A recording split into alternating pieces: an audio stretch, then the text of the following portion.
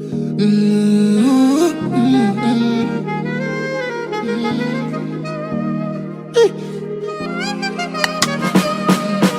mama, how you doing tonight? I'm onto the stuff that you like. Cause this version of me is about us. Hi and welcome to my channel. I am Rafaela, and if you're someone who's tuning in today for the very first time, then welcome to this channel. My name is Alexia Raphael. It is an honor, a pleasure to have you tuning in today. If it's your first time, then as I said, welcome. If you're a returning subscriber, then hey, boo, what's poppin'? So yes, my name is Alexia Raphael, for anyone who doesn't know. I do lifestyle vlogs, I do travel vlogs like the one you're about to see today, and basically I show the world through my lens as a young adult navigating my way through life. I am a Cameroonian national who was born in Côte d'Ivoire. I've lived in the UK for the last 15 years, and parts that I've lived in other countries. I love traveling, discovering new cultures, meeting new people. So I just try to share all of that with you all in my vlogs. I also try to obviously share, lessons that I've learned as I'm navigating my way through adulthood. I try to give tips and any advice pertaining to like getting into your field of work expertise. I had a few struggles just like other people, so if it can encourage or help anyone, then by all means. So we had a graduate series. Faith is also a big thing with me, so I try to talk about my relationship with God and growing in my faith, etc. So if you feel like this is for you, then by all means join the fandom. But in today's vlog, I will be taking you all along with me to Zanzibar. It was my first solo travel ever, first solo trip, so I'm just really excited to share that with you all. So if you feel like this is the video, before we get into it, grab your snacks, get comfortable, grab your beverage, and roll the tape.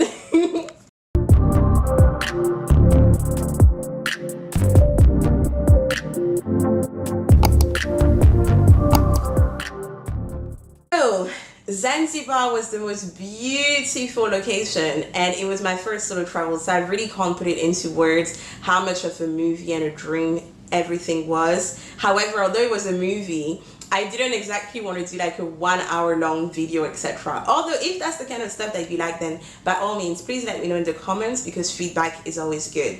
But I've broken the vlog today into day 1 and day 2, and then next week's vlog will be day 3, 4, and technically 5 when I'm making my way back to the UK. So you want to make sure that you're subscribed with your notifications on so you do not miss out on that. But yes, so day 1, day 2, why Zanzibar? Let's just talk about it briefly. So my cousin and I were looking at various destinations to go to, because as I said, I love traveling, and we're just trying to discover all the beautiful places that this world has, especially with COVID. Travel was like severely impacted, etc. So we had a couple destinations in the Caribbean, and then we had Cape Verde, and then we had Zanzibar and Turkey. And unfortunately, last minute, my cousin could not make it because she was also preparing herself to go to her residency program in another city, so she cancelled, and so I was left to figure out what I wanted to do. And thanks to my mom, who encouraged me, especially given like at the time I was having a bit of a hard time in the UK and I had leave from work, so my mom was like, just go ahead, go by yourself. So decided to go to Zanzibar. So let's take a look on day 0, I suppose, of me actually making my way to Zanzibar.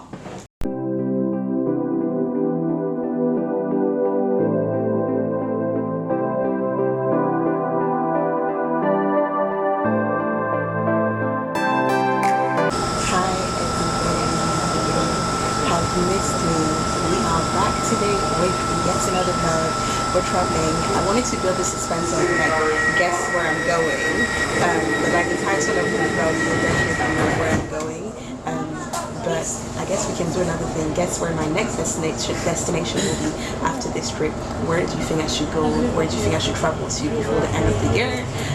But yeah, making my way to the airport. We actually give thanks to God for this Elizabeth line, because I'm actually running a little bit late. So I went to church this morning. Obviously, as you guys will know, by the time this vlog comes out, I would have had another vlog coming out with like the catch up. So I would have obviously explained to you guys that now I also serve in ministry.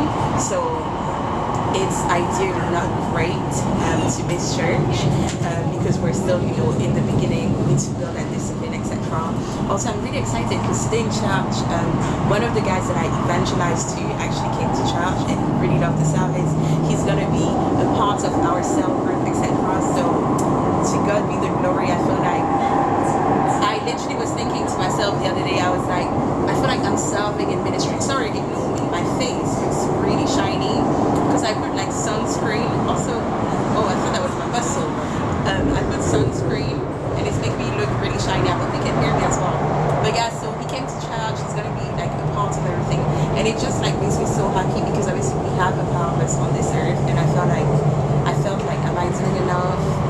Why is it that people who are evangelized to haven't really been coming? So for him to come, and also my leader brother Chris, in the meeting on Saturday, he gave me like really encouraging words, but it was really timely because I think like the Holy Spirit was speaking through him.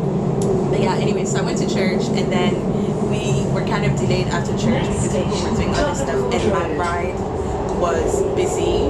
My bride will be watching this vlog, so girl, you know I'm talking about you. So obviously that kind of like delayed me a little bit, but we thank God for the Elizabeth line because I should be at the airport just a little bit before check-in closes, which is fantastic.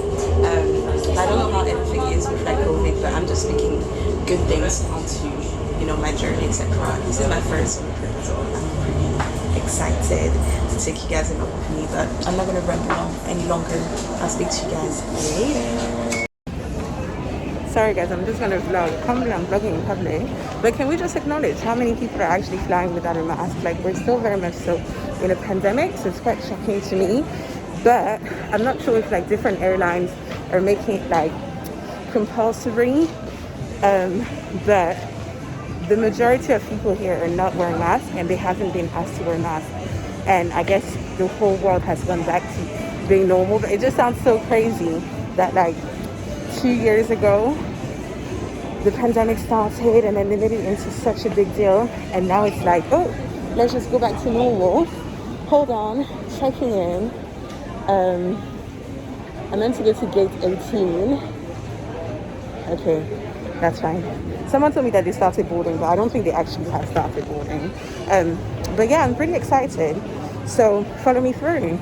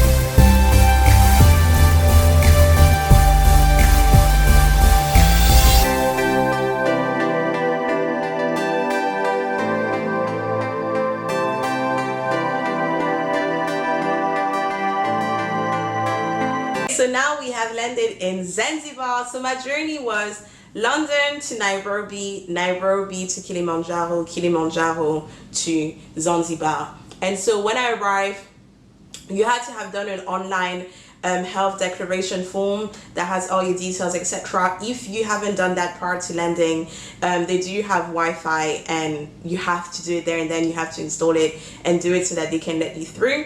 And then when you arrive inside at the immigration desk, you have different desks, so you can apply for a visa online prior. I was really blessed in the sense that I applied for my visa on the Wednesday, and then I called them on the Thursday, and I was like, oh, your website says that it takes about 10 working days for me to receive that. Is that true? Because I'm traveling to Zanzibar on Sunday. And so the gentleman was like, yeah, that is true. So I was like, so what would I do? That's not ideal. So he explained to me that obviously I can't get a refund, but once I land in Zanzibar, I can get a visa at the airport. It's the same fee, $100. So I was like, I'm just gonna have to take the L.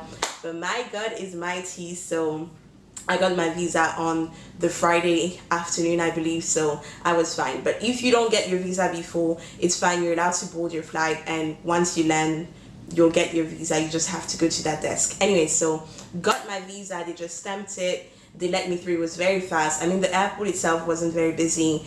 Got my suitcase. Then they have to like put your suitcase through the machine that sees things inside. I suppose it's to make sure you don't actually land with any prohibited goods, etc. And then you're able to get out. When you get out, obviously, just like in any country, the taxis are literally like trying to get you. But luckily, I had arranged to have my driver, Khalid. I'm gonna have his details in the description box. Khalid had been used by one of my family friends who had gone to Zanzibar in the past, and so he recommended it to my cousin, and my cousin sent it to me. So Khalid and I had like communicated prior to me arriving, so he knew at what time I was arriving. I knew what to look out for, etc. He took my suitcases. They recommend changing your currency and your money once you're at the airport, I suppose at the secured people, but there are cash points if you want to use that. But I changed, I think, £250 at the airport. Again, I had already booked most of my attractions online. You'll see in the vlog, I tell you guys not to do that. That's the one thing to remember. But I had reasons for doing that. So yeah, I got some money, and then we drove to my hotel. And my hotel was about an hour away. In terms of locations, I would probably advise people, as again you'll see in the video, depending on what your itinerary is, you may want to potentially book different hotels throughout your stay, because location wise, my hotel was about an hour, potentially an hour and two.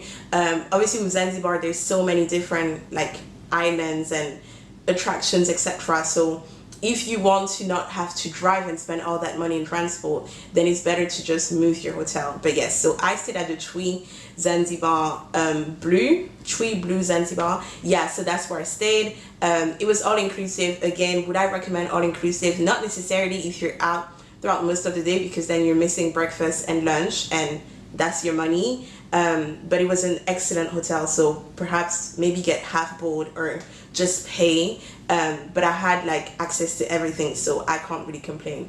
But enough talking, roll the tape. Made it, you guys. So I finally arrived in Zanzibar. What a long trip. It was 8 hours from London to Nairobi, and then I had a 3-hour layover. Sorry, I honestly do not look my best, but it's fine, just bear with me. We're gonna shower, freshen up, and then go get some food and stuff soon, especially because it's all inclusive, so I am getting my money's worth. But anyways, so yes, it was a 3-hour layover in Nairobi. And then after that, it was altogether about, I think, 3 hours maybe from, or maybe it's just the time difference, I don't know. 3 hours from Nairobi to Kilimanjaro, and then from Kilimanjaro to Zanzibar. And then from Zanzibar airport to my hotel was about an hour. So it's literally been over 12 hours of like traveling, etc. But I have made it. I'm going to show you guys the room because it looks amazing. I think this is probably one of the best hotel rooms that I've had. But yeah, I'm really excited. It is currently 12:10. But yeah, let me show you the room. Let's freshen up. I need to call my momsy, and then we shall catch up with each other later. But overall, I had a really good trip, by the way. We give thanks to the Most High, honestly, because firstly, I was sat next to this gorgeous, beautiful, precious baby on the plane with her mom. She was such a friendly baby. She literally kept making friends. She was also good. She didn't like cry. And then like even like my seatmates were really lovely. Then in Nairobi, it was quite straightforward. The only thing that I wasn't happy about was that none of their plugs were working. Also, I was thinking, who remembers 2018? I really made a video about Kenya Airways where I was like, oh, this was my experience never flying Kenya Airways again. Yeah, this is my first time flying Kenya Airways in the last 4 years since that experience. But it's been positive, and as I had said before, ultimately it's nothing personal to Kenya Airways. I've flown Kenya Airways before. I think when I was turning 18, flew Kenya Airways. They literally made the whole plane sing happy birthday for me. The customer service was always really like, you know, amazing, but I don't know what happened. At some point it just crumbled around that time, but this time around my experience was really great again. So yeah, but anyways, not much more rambling. Let's get on with what I said we would get on.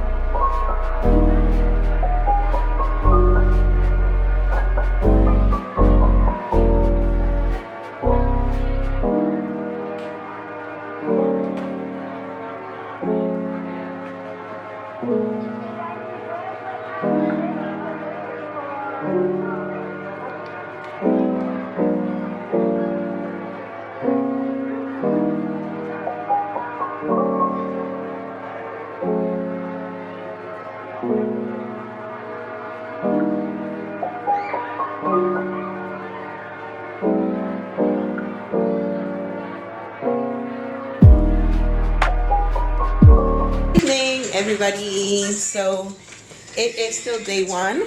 Sorry, let me just pause this because I'm watching Friends. Okay. Alright, so hi everyone. So it's currently 20 to 9 and I'm getting myself ready to go to dinner. So what did I get up to today? So I got henna. They tried to bump me though, and they definitely still bumped me, but I always think to myself, you know what?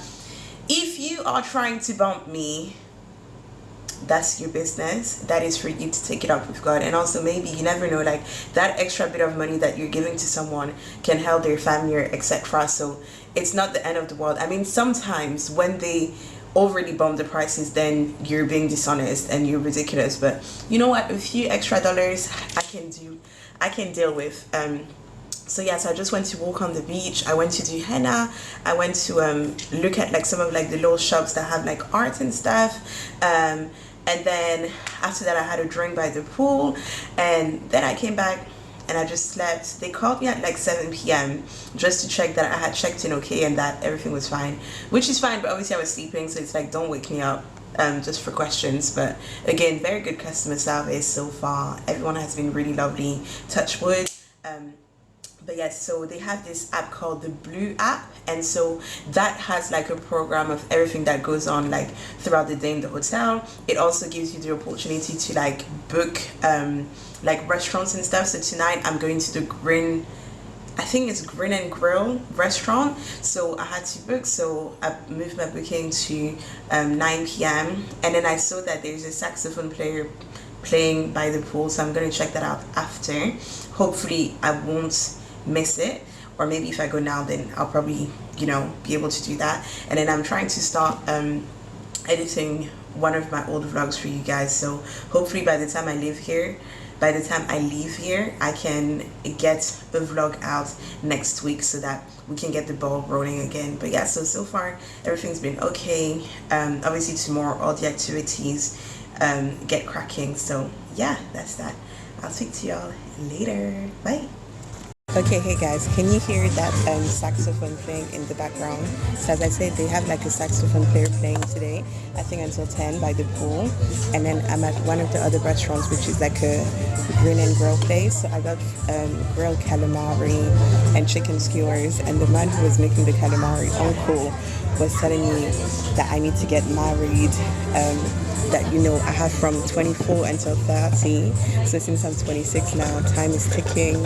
He hopes to be invited. He was like, "Oh, why are you here alone?" It was so funny, but I hear him. He got married in 2019 though, so I'm like, why is Uncle giving me a whole speech when he's older than me and he just got married? He had his one child. But I basically told him like, God's time.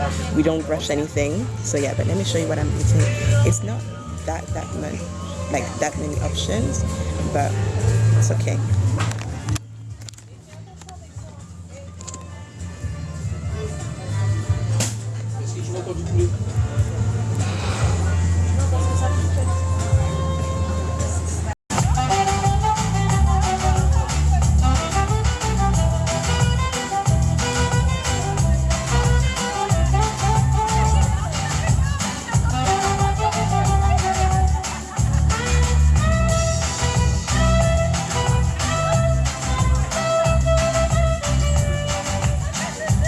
Honest with you guys, my first night was not great at all. I'm grateful for the internet and I'm grateful for social media because I think it's an amazing platform where people share the experiences, people give tips and advice, you can see so many things, etc. But sometimes you need to be cautious to not internalize everything that you see. For example, a few weeks before my trip to Zanzibar, which was also meant to be Ola's trip, we seen an experience with a Nigerian lady who had gone to Tanzania and someone was in her room and had attempted to sexually assault her. In the end, she was fine, etc.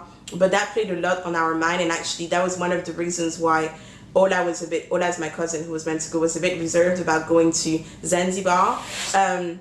So my first night, I was very worried in my room, and then I had a bit of a weird encounter when I was at dinner with the hotel staff. So I was napping around 7 p.m. and the reception called me. They asked if I had checked in okay, etc. And I was like, yeah, I've checked in okay, I'm napping, but everything is good. And then I was at dinner 2 hours later and a hotel staff comes to talk to me. He sits at the table with me and he's like, what's your name? Then he's like, what room are you in? And then he was like, well, I know exactly who you are because I'm the person who called earlier. And he's like, are you enjoying it? Are you by yourself? So I think depending on where you come from, sometimes we're a bit more hesitant or wary, I guess, on this side of the world. And we always think, oh, well, why is this person asking me this? And we look into things, and sometimes potentially some of us may jump to thinking like negatively, whereas what I've understood is like a lot of people in Zanzibar just asked a lot of personal questions, but it's not that they're in your business, but it's not that they mean any harm. It's just, I suppose, there wasn't always that level of like diplomacy and like tact and okay, you need to back up a little bit because you do not know me. So that was that. But when he asked me those questions, and it made me freaked out because I was like, why is he asking me this? Is he planning his attack? And you see stories about people who had bad experiences traveling abroad and stuff. So I was really freaked out. Obviously, when I went into my room, I did the usual sweep. You look everywhere, you lock everything, etc. My room had a connecting door, but I didn't have the lock. So then I also called the reception to ask whether the other room had the lock, because otherwise, what if they can get in? So things like that. Just be really cautious about your environment. Also, always stay on the phone so people know that if something was to happen to you, then obviously people would know that something has happened to you. Always look around your surroundings, etc., and make sure to not reveal too much information either, be it whether you're by yourself or with other people. That's always my advice. But yes, so my first night, I just kept waking up, I kept being scared, and then I realized I'm a child of God, so I've prayed and now I'm going to sleep. So around maybe like 3 a.m. I finally decided, pray, let your flesh sup, and just hand it to God. So that was that. And clearly the next day I woke up and everything was fine. And now on to official day one. So my first day tour was a full day Prison Island, Nakupenda and Stonetown tour with lunch buffet. I'm gonna put the description, the details in the description box, and probably take a screenshot. So I booked this off TripAdvisor because I wanted to look at the reviews online. Again, that was something that I wanted to be sure about, what company, etc., given that I was by myself. And secondly, a lot of the tours that I wanted to book with my PayPal because I had PayPal credit, and I didn't want to have to use my card. So that's basically what I did. I don't want to talk too much. Let's just take a look. I think, was this my best day? They were basically all my best days, but obviously this was amazing. And you had to like go from like island to island on the boats, and I was like, oh my gosh, like it's only once you're on the boat you're like, I'm actually on the boat and I'm freaking out, but there's no way to get to this other destination without me being on the boat. But they were like quick, like 30 minutes like boat journeys, and I think on the way back they actually let me drive the boat a bit, and then I started freaking out. But anyways, take a look. Morning everybody. So it is my second day today, and I'm just going to make my way soon to go to Nakupenda, Prison Island, and Sandbank, and Stonetown as well. So it's currently I think 7:25, and my driver is coming. So it's about an hour away. I'm going to the Serena Hotel in Stonetown, and then the tour people are going to come and collect me. I didn't sleep very well last night though, and today's a bit of a busy day because when I get back, I have my counseling session, and then after that I have my connect group / cell meeting. So yeah, I don't want to talk too much because I'm meant to send something into work, so I need to quickly do that before the driver comes. But today's exciting. I'm gonna try and cover up, so this is not what I'm wearing. I'm just wearing my swimsuit and my skirt, but I'm gonna put a t-shirt on.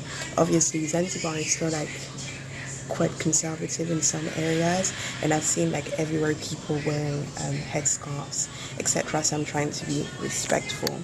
But yeah, follow me through and let's go.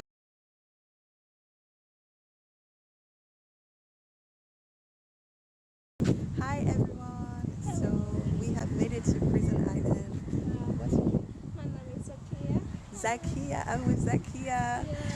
So yeah, we've made it to Prison Island. It took about 20 minutes in the boat, and then basically what the guide explained is that Prison Island used to be an island where people used to come and quarantine. Yeah, so I mean it's nice though. Yeah. I would want to quarantine here. No. maybe inside, we'll see. But anyways, yes, speak to you guys later. Thank you. 3 names. Yeah. The first name is called Prison Island. The second name is called Changu Island. Yeah. And the Tortoise Island. Okay. We start with the prison.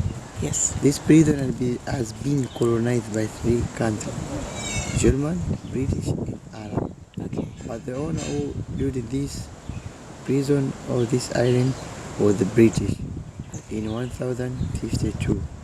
While he was already finished to building this island, it was given to the Sultan of Oman through contact, the papers. Okay. So the Sultan was to conduct the business of slave. You know slave? Yes. So the British, it was not like that kind of behavior. So he decided to talk with the Sultan. You have to stop this business. Sultan, he said, yes, I'll stop, but on the face. On his heart was not agree. He was continued by secret. So in 1054, we came to the second time, give warning, because the British, it was already the government. It was used new technology, machine, tractor. So he was come to teach him how to use, but the Sultan was not agree. In 1055, decided to cut the contact. He was given to the German. While it was given to the German in 1056, was come erupted of disease, which called yellow fever. So the people they've been took from Stonetown, they bring here to get the treatment. So the people they feel like they're in jail. So why we call prison, but it was not used as a prison, it was used as quarantine station. When you feel unwell, they bring you back to the Stonetown, bring back home.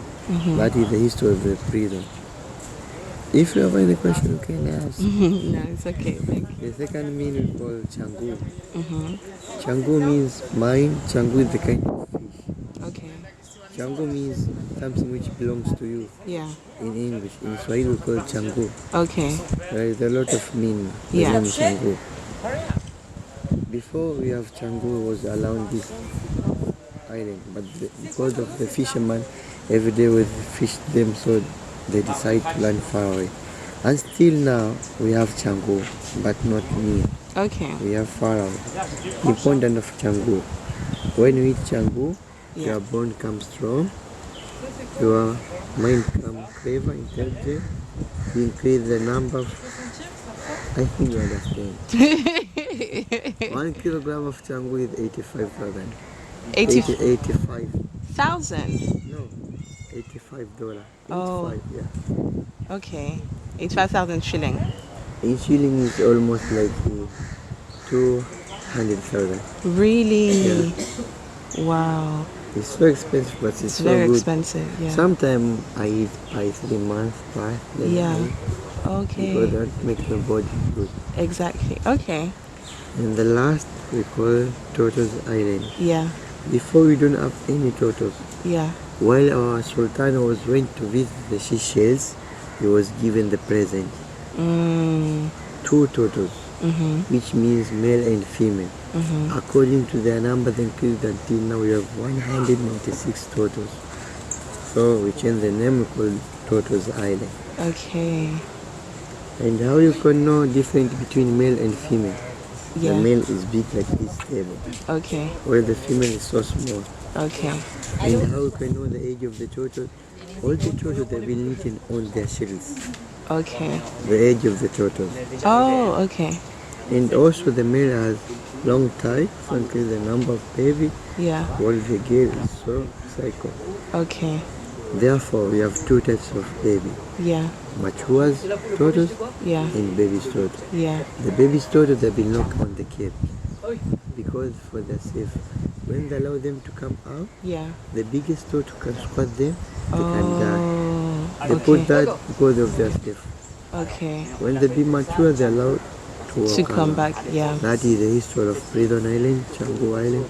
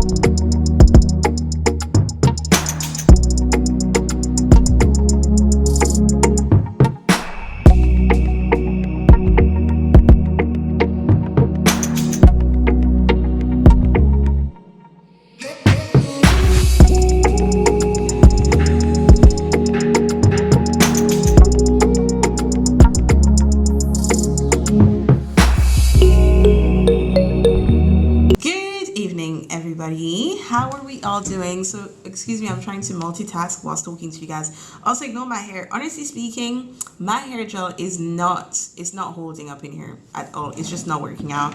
I just need to accept it. I need to take the L, and it is what it is. But anyways, hi. So I just wanted to catch up with you all. So yesterday yesterday we caught up, today this morning we caught up, and now it's the end of the day. So I'm in my room. I basically have my meeting with my therapist, and then after that I have what's it called, my cell meeting, because despite the fact that I'm away, the work of the ministry does not stop. So yeah, so that's what I'm about to go into now. I just came back from the bar downstairs as well. They're so lovely, honestly. Like, being all inclusive is great, but I am going to be told off because I'm about to order room service. I just feel like for the rest of the evening, I just want to chill a little bit in my room. I mean, by the time I finish with like my cell meeting, my leaders meeting, and my session, it'll be about 10:30 p.m. here, so it's still quite late. Oh, my mom just called me. Just bear with me quickly. I'll speak to you guys in a bit. I forgot to say, before I forget, one thing that I will recommend to everyone is to book your stuff when you actually arrive here with the locals, because the prices that you will see on like Viator, TripAdvisor, etc. are they're grossly inflated. They're about probably 1.5 to 3 times higher than the local prices. Obviously for me, I had read reviews online and people had been saying that. However, obviously I wanted to use my PayPal to book stuff, so I still had to do that. But yeah, just make sure if you're gonna come here, just book with the locals, because you will have much better prices. So yeah, good night. Good morning. Okay, so now we're on to day 2. Day 2 was the Jozani Forest National Park and Dolphin encounter. It was a bit of an early start to the day, and I had a bit of a late night, but honestly it was amazing. Again, private tour, my tour guide was amazing. Throughout my stay, I can't fault any of the tour guides. I can't say that I felt unsafe at any point as well. They really did their homework. They really made sure that I was well taken care of. But let's just take a look.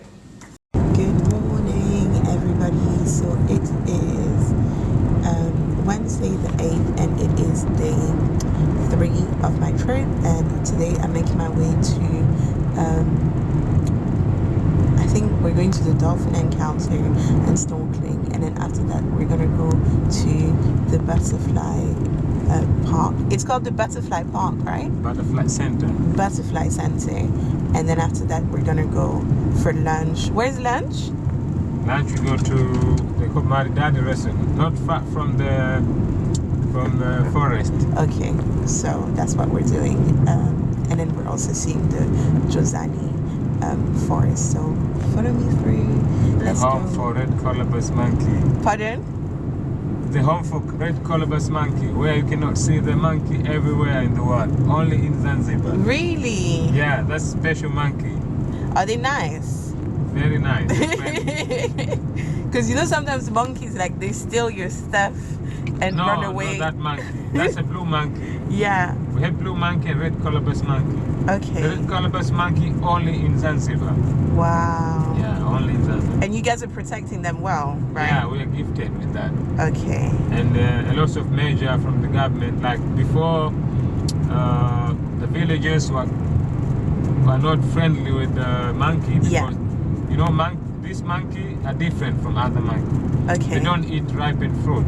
Okay. Because they cannot digest cellulose. Yeah. So they eat young leaves and young fruit. Okay. If they eat young leaves and young fruit, means the crops will not grow up. Yeah. Will not, you know? Oh, so the yeah, villagers will not get their exactly. crops. Exactly. So the entrance fee we pay, it's go to the government and go to the community. Okay. So they have a lot of community projects so that they are friend with the monkey. Exactly. Unless the villager will kill the monkey. Oh no, But that's now, a good incentive. Yeah. Oh wow, that's really good then. That's why we say this monkey is special. Very special. Yeah. VIP treatment. Yeah.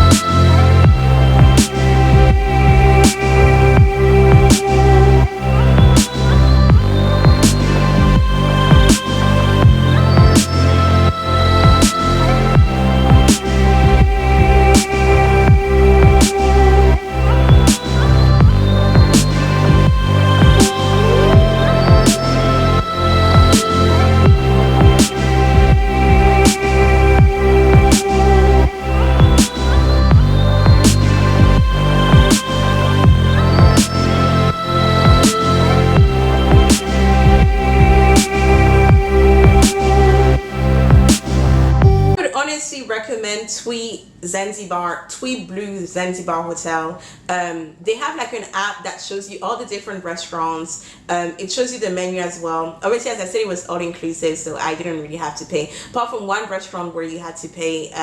It was by the beach. It's like a seafood restaurant, and it's actually subject to the weather. But yes, so when I would get back from obviously my excursions, then I would just go chill by the bar or by the beach. You know, the hotel was full of like families and couples, and lots of couples. You'll hear me talk about this like throughout the vlogs, etc. But yeah, and then had my food, just relax, took in my environment and just enjoy. So that's what I would do. And then the hotel would organize things every evening, like a different like show or activity or entertainment, which I felt was really thoughtful and amazing. So that's that. Please, can someone not come on a solo trip again? I know Zanzibar is absolutely beautiful, and I would definitely recommend it for like couples and stuff, but I'm tired of hearing, where's your husband? Where's your husband? Why are you not married? You should get married. Next year, go ahead and get married.